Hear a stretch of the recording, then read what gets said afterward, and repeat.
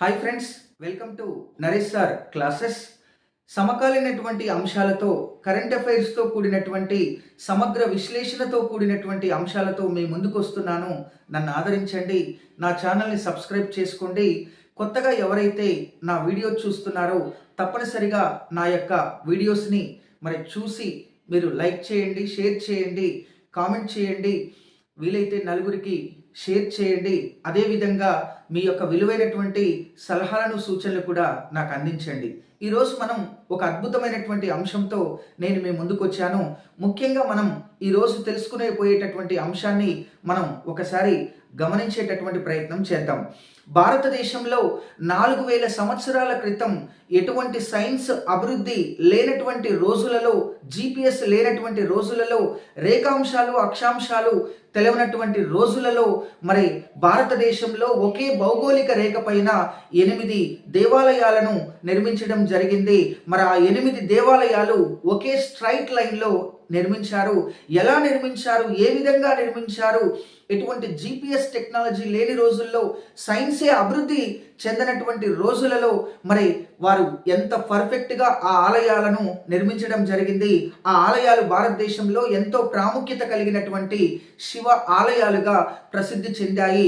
ఆ 8 ఆలయాలను మనం ఒకసారి గమనించి చూసినట్లయితే కేదార్నాథ్ ఉత్తరాఖండ్, కాళేశ్వరం తెలంగాణ, శ్రీకాళహస్తి ఆంధ్రప్రదేశ్, ఏకాంబరేశ్వర ఆలయం తమిళనాడు, అరుణాచలేశ్వర ఆలయం తమిళనాడు, జంబుకేశ్వర ఆలయం తమిళనాడు, నటరాజస్వామి ఆలయం తమిళనాడు, రామేశ్వరం తమిళనాడు. ఇలా 8 దేవాలయాలను చాలా అద్భుతంగా ఒకే స్ట్రైట్ లైన్లో, ఒకే భౌగోళిక రేఖాంశం పైన నిర్మించడం జరిగింది. ఈ రోజు వరకు కూడా ఎలా నిర్మించారని చెప్పి పరిశోధనలు జరుగుతూనే ఉన్నాయి. 8 అద్భుతమైనటువంటి దేవాలయాలలో 5 పంచభూత లింగ ఆలయాలుగా ప్రసిద్ధి చెందాయి. ముఖ్యంగా పంచభూతాలు మీ అందరికీ తెలుసండి. ముఖ్యంగా ఆ పంచభూతాలు 5 పంచభూత ఆలయాలుగా ప్రసిద్ధి చెందినటువంటి ఆలయాలను కూడా మనం ఒకసారి గమనిద్దాం.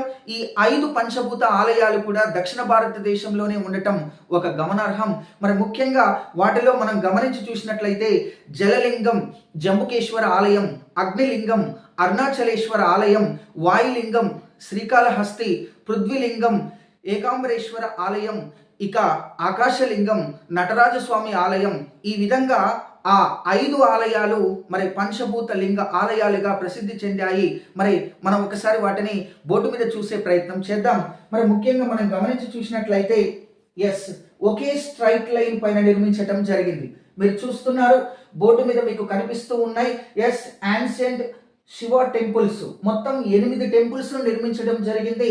ఈ 8 టెంపుల్స్ కూడా ఒకే స్ట్రైట్ లైన్ లో నిర్మించడం జరిగింది. చూడండి, కేదార్నాథ్ టెంపుల్ నుండి ప్రత్యేకంగా మనం గమనించినట్లయితే చివరిగా ఉన్నటువంటి రామేశ్వరం టెంపుల్ వరకు కూడా ఈ మధ్య గ్యాప్ 2383 కిలోమీటర్లు మాత్రమే ఉంది. అలా ప్రత్యేకంగా ఒక గీత గీసినట్టుగానే ఎలాంటి రేఖాంశాలు, అక్షాంశాలు, ఎలాంటి GPS టెక్నాలజీ లేనటువంటి రోజులలో, సైన్సే అభివృద్ధి చెందినటువంటి రోజులలో 8 శివలింగాలను అద్భుతంగా నిర్మించడం జరిగింది.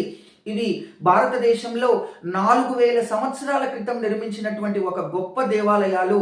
ఇక్కడికి ప్రత్యేకంగా కొన్ని లక్షల మంది భక్తులు దర్శించుకుంటూ ఉంటారు. ఎంతో ప్రాముఖ్యత చెందినటువంటి ఈ దేవాలయాలు మనం ఈరోజు తెలుసుకున్నాం.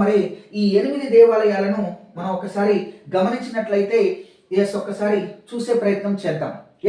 చూడండి, మీకు బోర్డు మీద కనిపిస్తున్నట్టుగా మొత్తం 8 దేవాలయాలు కనిపిస్తూ ఉన్నాయి. కేదార్నాథ్, కాళేశ్వరం, కాళహస్తి. ప్రత్యేకంగా ప్రతి టెంపుల్ కూడా మొత్తం పూర్తి స్థాయిలో 8 టెంపుల్స్ కూడా శివ ఆలయాలుగా ప్రసిద్ధి చెందటం జరిగింది. కాబట్టి తప్పనిసరిగా కాంపిటేటివ్ ఎగ్జామ్లో కూడా వీటిపైన ప్రశ్నలు వస్తూ ఉంటాయి. కాబట్టి జాగ్రత్తగా గుర్తుపెట్టుకునేటటువంటి ప్రయత్నం చేయండి. నా క్లాసులను ఆదరించండి. నా క్లాసులను జాగ్రత్తగా విని తప్పనిసరిగా భవిష్యత్తులో మీకు ఉపయోగపడేటటువంటి విధంగా నా క్లాసులను మీకు అందిస్తానని తెలియజేస్తున్నాను. నన్ను, నా క్లాసులను ఆదరిస్తారని కోరుకుంటూ నేను మీ Naresh Kumar. Thank you everyone.